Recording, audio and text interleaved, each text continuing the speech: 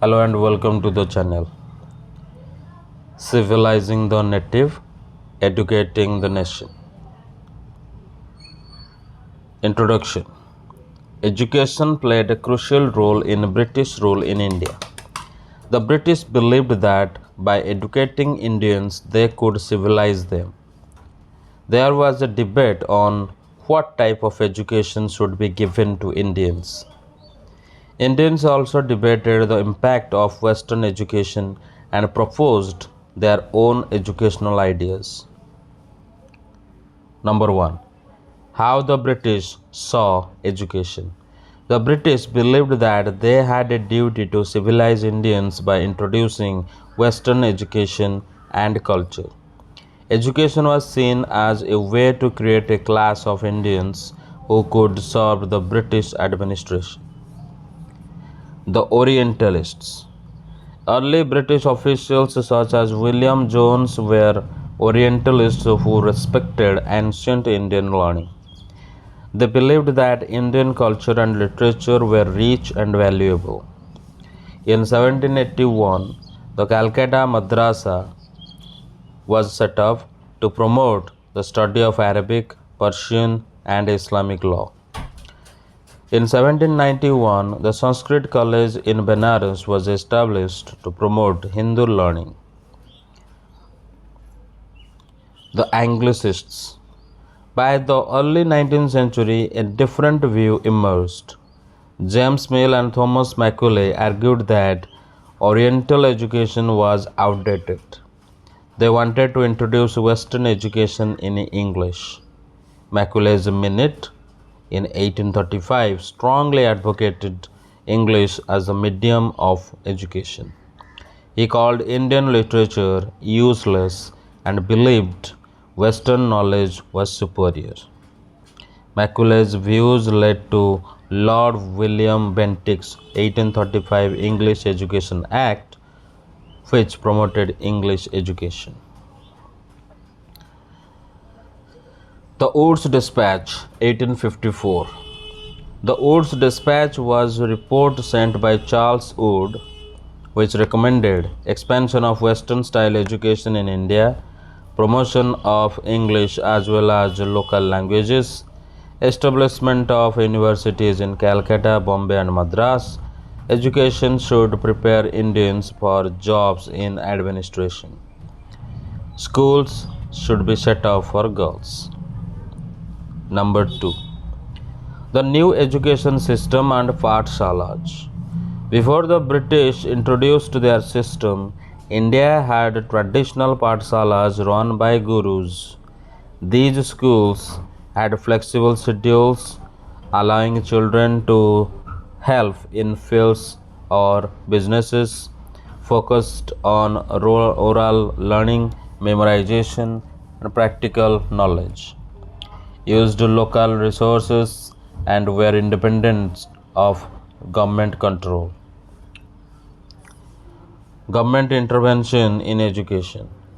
The British introduced government regulated Pathshalas with fixed timetables, curricula, and discipline. This often disrupted traditional learning methods and imposed rigid rules. Number 3. The agenda for a national education. Indian response to Western education. Many Indians welcomed Western education believing it would modernize India. Others opposed it, seeing it as a tool to British control. Debates on education led to different perspectives of thinkers like Mahatma Gandhi and Rabindranath Tagore. Aurobindo Ghosh's views on national education. Aurobindo Ghosh in 1908 emphasized education should awaken national pride. Learning should be in vernacular languages to reach the masses. Students should learn science, modern governance, and useful crafts for employment. Number 4. Mahatma Gandhi's views on education. Criticism of colonial education. It created a sense of inferiority among Indians. It glorified British rule and weakened Indian pride. Indians educated in this system admired the British rather than their own culture. Gandhi's educational philosophy: education should be in Indian languages to stay connected to society. Western education focused too much on textbooks and ignored practical knowledge. Education should focus on moral, intellectual, and physical development. Learning should be based on crafts and manual work to develop the mind and soul. Famous quote: Literacy in itself is not education. Education means an all around drawing out of the best in child and man, body, mind, and spirit. Number 5. Rabindranath Tagore's vision. Shanti Niketan. Tagore hated traditional schools, finding them restricted and oppressive. He believed children should learn freely in a natural environment.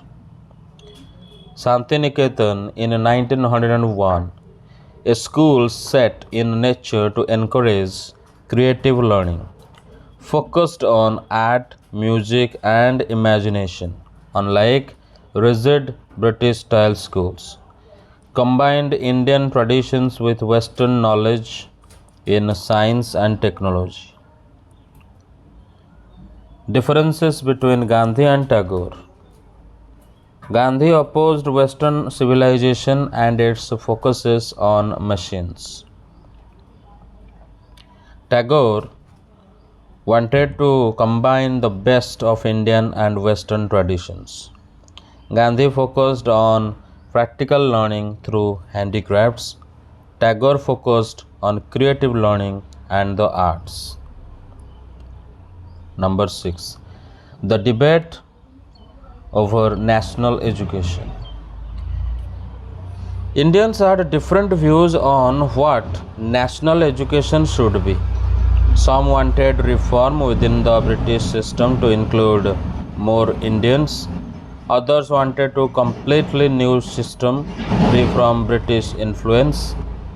This debate continued even after India's independence.